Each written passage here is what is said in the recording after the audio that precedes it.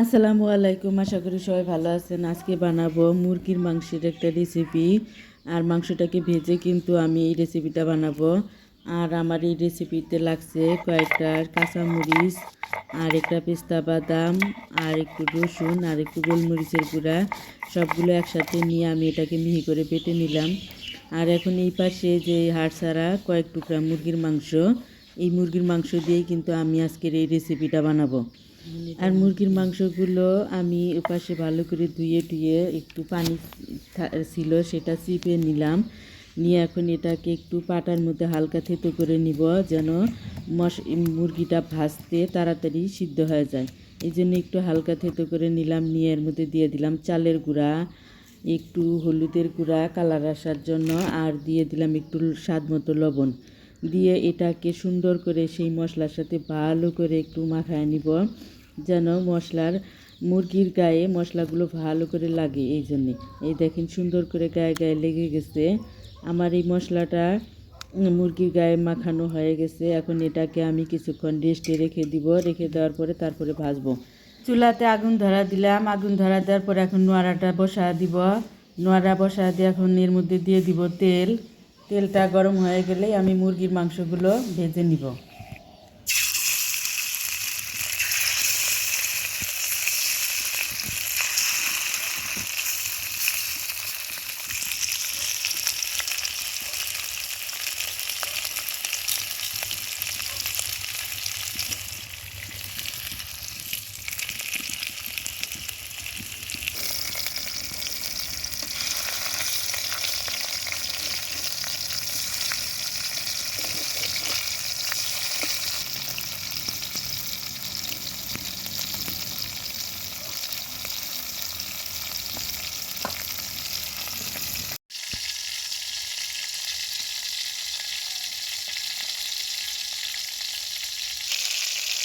আজকে জন্য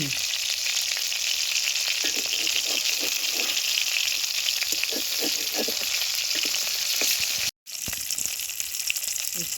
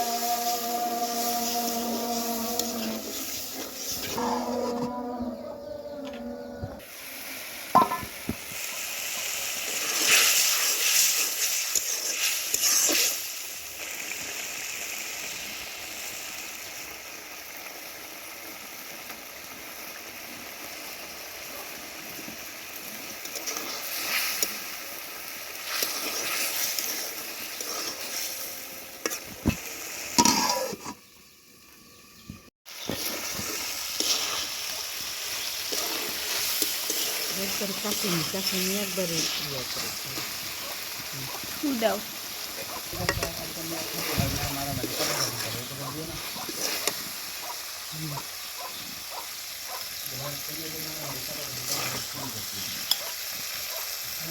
রান্নাটা একদম কমপ্লিট। এই দেখেন অনেক সুন্দর একটা কালার আসছে। আর এই মুরগির মাংস কিন্তু আপনারা খিচুড়িতেও খেতে পারেন। আজকে আমি বাড়িতে খিচুড়ি রান্না করছি, আর আমরা সবাই এই খিচুড়ি দিয়েই মুরগির মাংস দিয়েই খাবো।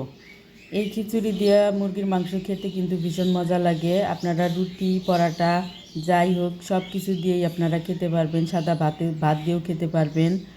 আর আমার এই ভিডিওটা দেখার জন্য সবাইকে ধন্যবাদ। আর আপনারা এইভাবে বাড়িতে বানিয়ে খাবেন, আশা করি আপনাদের কাছে ভালোই লাগবে। ধন্যবাদ সবাইকে আমার ভিডিওটা দেখার জন্য। আর আমার ভিডিওটাতে লাইক কমেন্ট শেয়ার করে দিয়েন।